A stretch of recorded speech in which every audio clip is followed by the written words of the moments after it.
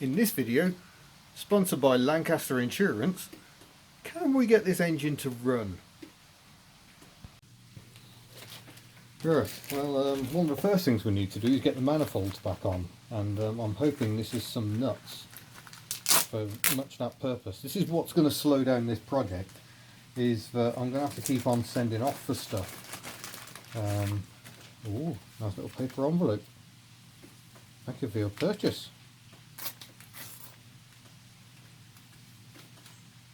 Oh, come on, don't ruin the envelope. This is just a sweet little envelope. There we go. These are brass UNC nuts, which I'm hoping will be more than up to the job. They should be good to cope with high temperatures, and they will be screwed on here, I think. Just check the thread is correct. That would be really irritating if it isn't. Let's try a different one, because that one didn't want to play.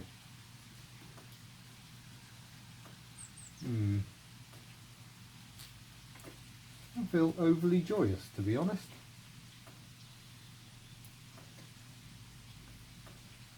I'm worried these are not the right ones at all. That could really hold up this project. Yeah, these are not matching. That's irritating, because that means I know. Oh, no, that's not feeling right at all. That is very, very annoying. And yeah, I can foresee a lot of frustration with this project. And yeah, that's very, very annoying. Let's have a sift through these rusty piles, because some of these must contain the correct nuts. That looks fairly similar. That's too big, so it's not one of them. Something looks right in here. It's all Imperial, of course, just to make life extra annoying. Let's try that on a cleaner one. There we go, that's going a treat. And do you know what the thing is? It isn't as simple as Imperial and metric. There's different thread pitches on the Imperial as well, UNC and UNF. I've ordered UNC, I believe, and that's going on a treat, so that's good. But despite looking very, very similar, clearly they're not the same thing at all. That is very annoying. I found a website that listed all the nuts and bolts and where they go on the Reliant engine, but perhaps that was duff information put together by someone who just wanted to upset people on the internet in years to come. By the way, I must say thank you to Piper Doug for sending me a Canadian flag. Not quite sure why I've been sent a Canadian flag, but nonetheless I shall make do as well. Look, he's even signed it. So go and check out Piper Doug.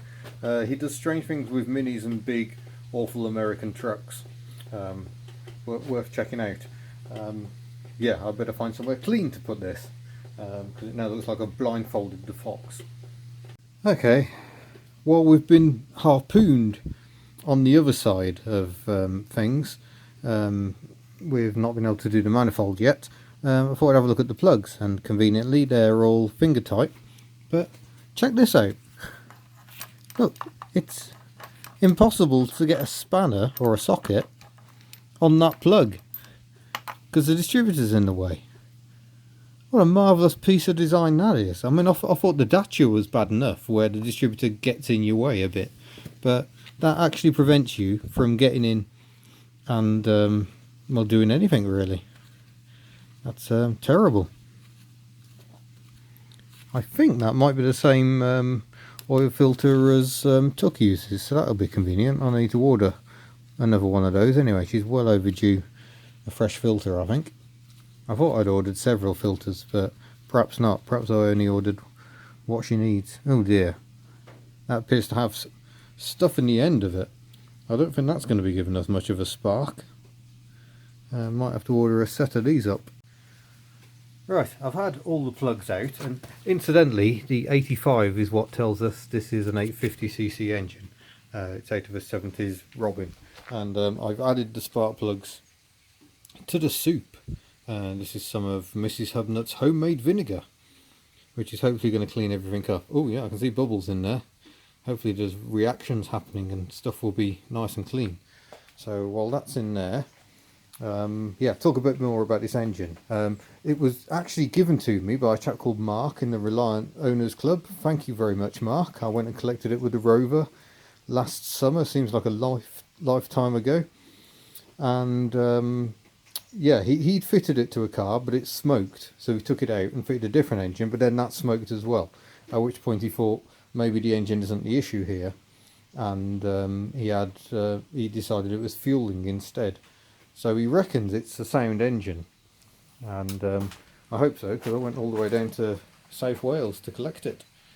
But yeah, I know it rotates, but I don't know anything else yet. So annoyingly, we're going to have to pause proceedings and acquire some bits. I could probably get myself another wire brush to try and clean these threads up a bit, to be honest. And the ports are all covered from where I was experimenting with the coolant passages a while ago. That's the core plug on the back that I probably need to replace, because that's what killed the original engine. Well, it wasn't the original engine because it had already been replaced, but that's what did it in, was that core plug came out, and the chap kept on driving until it wouldn't go anymore. And unfortunately, violence was then deployed on the engine to try and repair it by people who didn't understand these engines. And yeah, it didn't end particularly well for that one. That engine has now been scrapped. A few parts were salvaged off it. I can see this one's got a bit of sealant there where someone's had the cylinder head off, because that's the cylinder head there. And yeah, we shall hopefully not have too much trouble fitting it. But before I fit it, I would like to get it running, because A, that's quite exciting, to be honest, and B, it'd be good to have some proof that it's actually going to work before we go to the trouble of putting it in the car. It's another day, and would you like to inspect my nuts?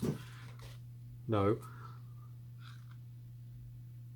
There you go, they've all cleaned up quite nicely.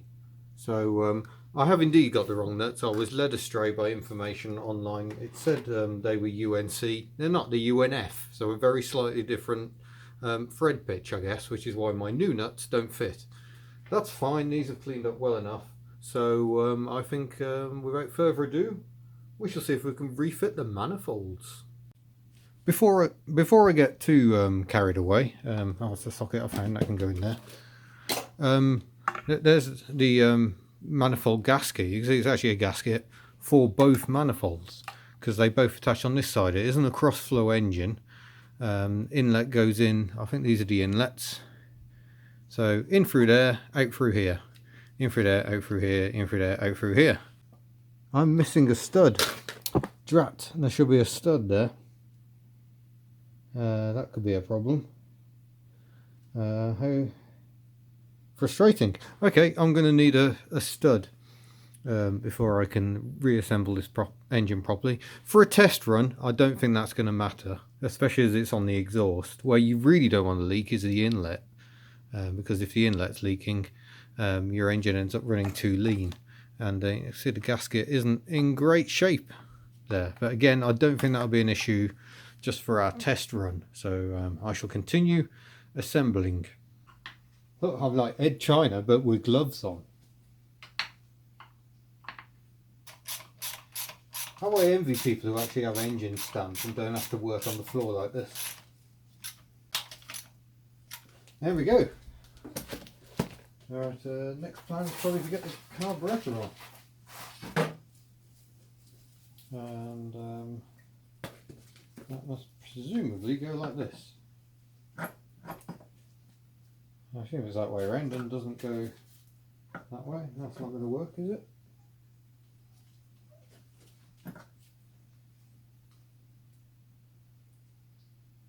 Meant to be a gasket there. If that's that gasket, I'll be really pleased. Yep, not a brilliant gasket, but it'll do. I'm going to say it goes like this. Beautiful. I'm out of nuts. That's less beautiful. we could do with fitting a starter motor, because I'm not turning this one over by hand. So let's just pull the engine away from you somewhat. Looks like the starter motor should fit there. Is that how it fits?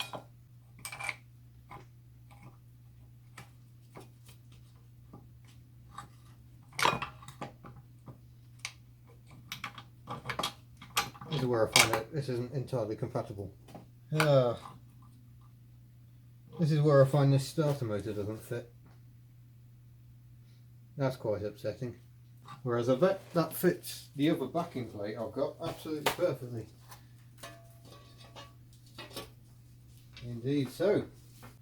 Some people on YouTube make this sort of thing look ever so easy. Okay, it's the next day and I can hear you Reliant buffs screaming because this carburettor is the wrong way around. The air filter will sit sort of in this area feeding into the carburettor, so clearly the air intake needs to be over that side of the engine.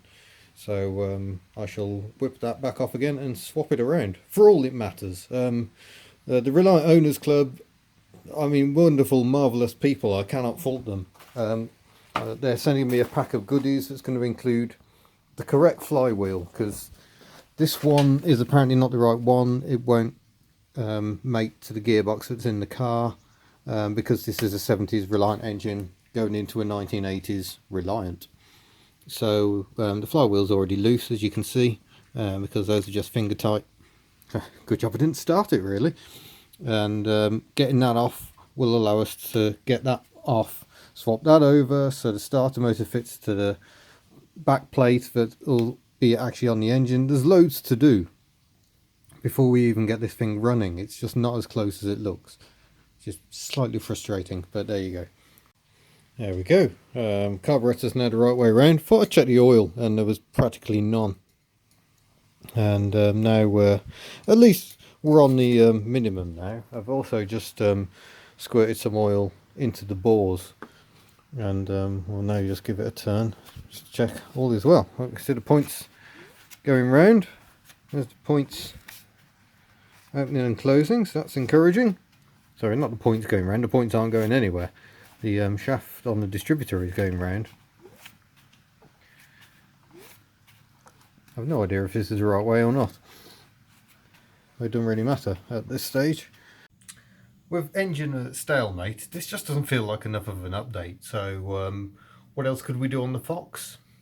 Let's see if we can convince the electrical system to wake up. This one should do. I think this was actually from, oh, let's try it the other way.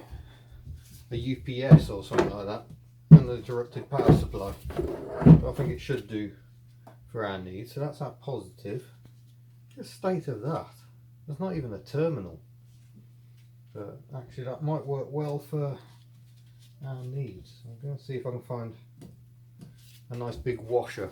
We'll worry about putting a better terminal on it at some undisclosed point in the future.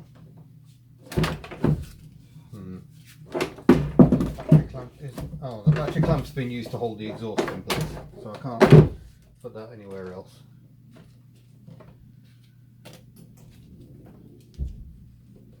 Oh yeah. No, I'm going to struggle enough just to get the nut on. Right, I'm entirely missing an earth cable, so I'm going to have to try and work out what's going on. Should that be the earth?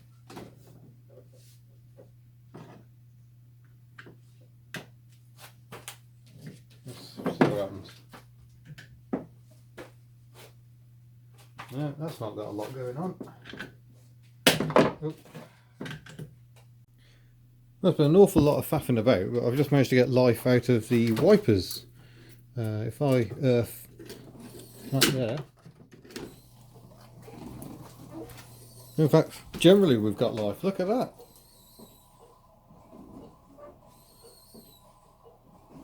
That's quite exciting.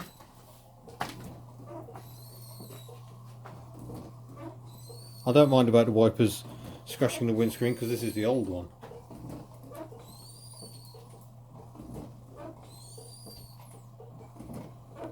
Oh, is there anything more satisfying than working electronics?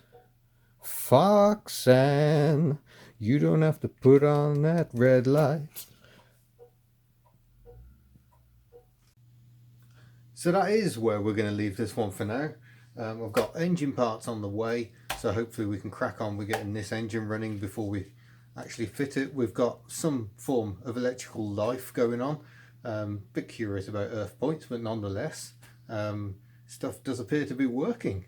So yeah, thank you very much for watching. Don't forget to subscribe before you go. Don't forget to visit the Hubnut store at hubnut.org, and I shall see you again in a future video. Farewell.